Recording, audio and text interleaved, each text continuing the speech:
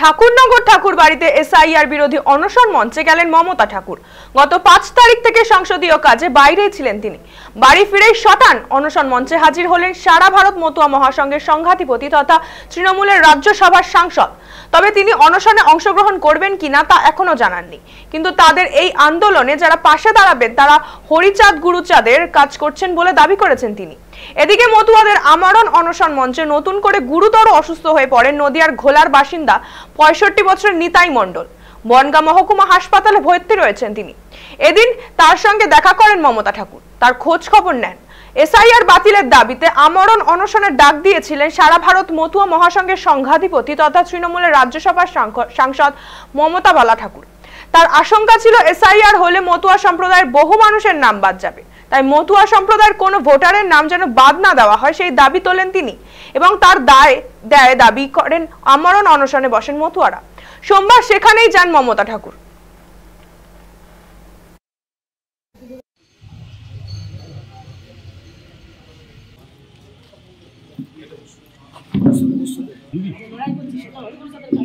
আপনি একটু মঞ্চে বসবেন, লাইভ আছে দেখে কি নিয়ে যাবে? কোথায় বাড়ি? প্রথম বলবো যারা অনশনে বসেছে তাদের আমি প্রণাম জানাই। আমার হরিগুরুচাঁদের সেই অন্যায়ের বিরুদ্ধে লড়াই করার জন্য যে গোসাই পাগল সাধু এবং মতুয়া ভক্তরা যারা আজকে নিজের জীবনকেও বাজি রেখে আজকে তারা এখানে বসেছে। মানুষের যে সমস্যা, শুধু খাওয়া পড়ার সমস্যা, সেটা নিয়ে মানুষ তো বেঁচে থাকা যায়, কিন্তু যদি কোনো ডকুমেন্ট যদি আমাদের কেটে যায় তাহলে আমার মনে হয় বংশানুক্রমে সেখানে আর নতুন করে ফিরে পাওয়া খুব কঠিন। তাদের জন্য যে লড়াই করছে তাদেরকে আমি প্রণাম জানাই,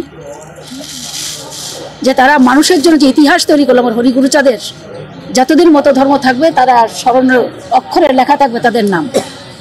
এবং বলবো যে প্রায় 9 জনের উপরে তারা অসুস্থ। আমি এখনই নেমেই আমি সিধা বনগাঁ হয়ে তাকে দেখে এখানে এসেছি এবং এখন এই মুহূর্তে 2 জনকে হসপিটালে পাঠালাম।